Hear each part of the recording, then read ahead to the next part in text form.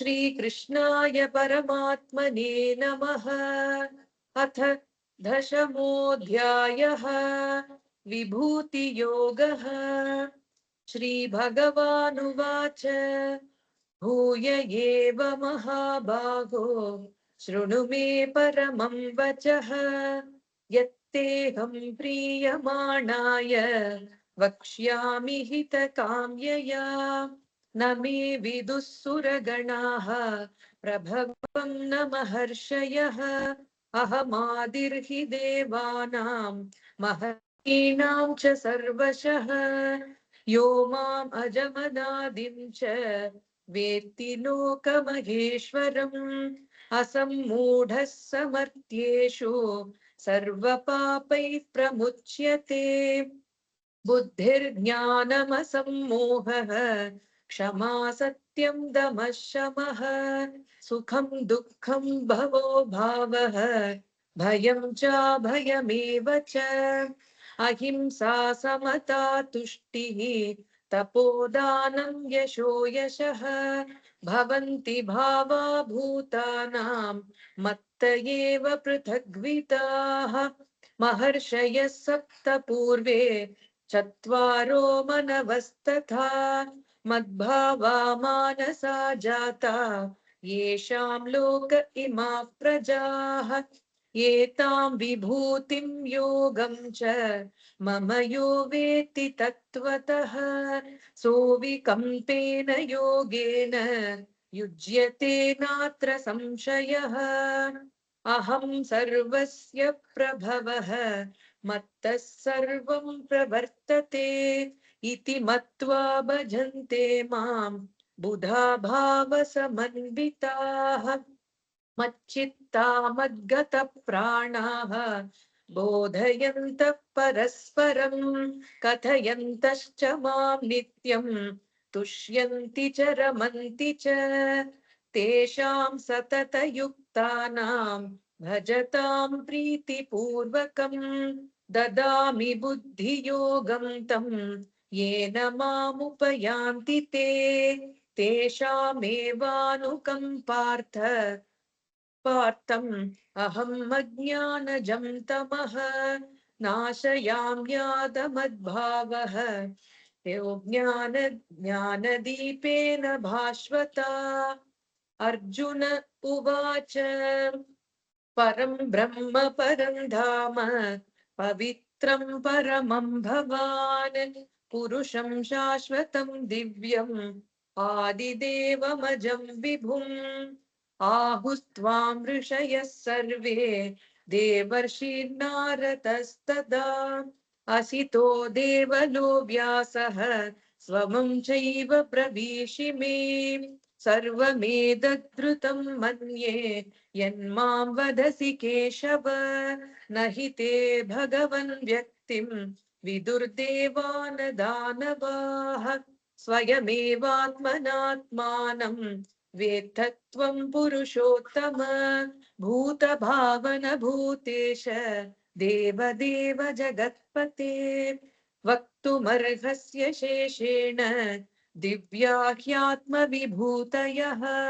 याभिर्विभूतिभिर्लोकान् इमां त्वं व्याप्य तिष्ठसि। कथं विद्यामहं योगिं त्वां सदा परिचिन्तयन्। केषु केषु च भावेषु चिन्त्योऽसि भगवन्मया। विस्तरेणात्मनो योगं विभूतिं च जनार्दन। भूयः कथय तृप्तिर्हि शृण्वन्तो नास्ति मे मृतम्। श्रीभगवानुवाच हन्त ते कथयिष्यामि दिव्या ह्यात्मविभूतयः। प्राधान्यतः कुरु श्रेष्ठ नास्त्यन्तो विस्त्ररस्य मे। अहमात्मा गुडाकेश सर्वभूताशयस्थितः। अहमादिश्च मध्यं च भूतानामन्त एव च। आदित्यानामहं विष्णुः ज्योतिषां रविरंशुमान्। मरीचिर्मरुतामस्मि नक्षत्राणामहं शशी वेदानां सामवेदोऽस्मि देवानाम् अस्मि वासवः इन्द्रियाणां मनश्चास्मि भूतानामस्मि चेतनाम् रुद्राणां शङ्करश्चास्मि वित्तेषु यक्षरक्षसां वसूनां पावकश्चास्मि मेरुः शिखरिणामहम् पुरोधसां च मुख्यं मां विद्धि पार्थ बृहस्पतिं सेनानीनामहं स्कन्दः सरसामस्मि सागरः महर्षीणां भृगुरहं गिरामस्म्येकमक्षरम् यज्ञानां जपयज्ञोऽस्मि स्थावराणां हिमालयः अश्वत्थः सर्ववृक्षाणां देवर्षीणां च नारदः गन्धर्वाणां चित्ररथः सिद्धानां कपिलो मुनिः उच्चैश्रवसमश्वानां विद्धि मामृतोद्भवम् ऐरावदं गजेन्द्राणां नराणां च नराधिपम् आयुधानामहं वज्रं धेनूनामस्मि कामधुक् प्रजनश्चास्मि कन्दर्पः सर्पाणामस्मि वासुकिः अनन्तश्चास्मि नागानां वरुणो यादसामहं पितॄणाम् अर्यमा चास्मि यमः संयमतामहं प्रह्लादश्चास्मि दैत्यानां कालः कलयतामहं मृगाणां च मृगेन्द्रोऽहं वैनतेयश्च पक्षिणां पवनः पवतामस्मि रामश्रस्तभृदामहं जषाणां मकरश्चास्मि स्रोतसामस्मि जाह्नवी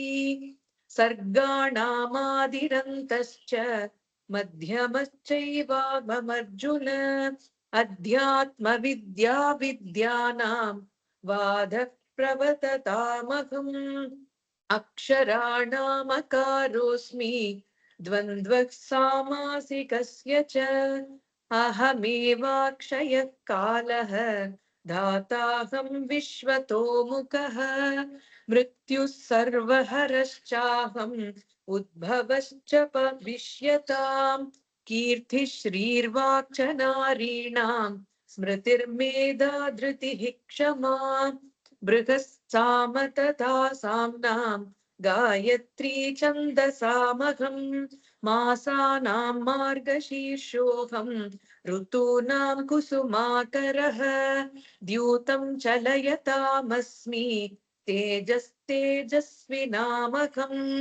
जयोऽस्मि व्यवसायोऽस्मि सत्त्वं सत्त्ववतामहं वृष्णीनां वासुदेवोऽस्मि पाण्डवानां धनञ्जयः मुनीनामप्यहं व्यासः कवीनामुशना कविः दण्डो दमयतामस्मि नीतिरस्मि जिगीषताम् मौनं चैवास्मि गुह्यानां ज्ञानं ज्ञानवतामहं यच्चापि सर्वभूतानां बीजं तदहमर्जुन न तदस्ति विना यत् स्यान् मया भूतं चराचरम् नान्तोऽस्ति मम दिव्यानां विभूतीनां परन्तप एष दुद्देशतः प्रोक्तः विभूतेर्विस्तरो मया यद्यद्विभूतिमत्सत्त्वं श्रीमदूर्जितमेव वा तत्तदेवावगच्छत्वं मम तेजोंश संभवम् अथवा बहुनैतेन किं ज्ञातेन तवार्जुन विष्टभ्याहमिदं कृत्स्नम् एकांशेन स्थितो जगत् ॐ तत्सत् इति श्रीमद्भगवद्गीतासु उपनिषत्सु ब्रह्मविद्यायां योगशास्त्रे श्रीकृष्णार्जुनसंवादे विभूतियोगो नाम दशमोऽध्यायः। कृष्णार्पणमस्तु।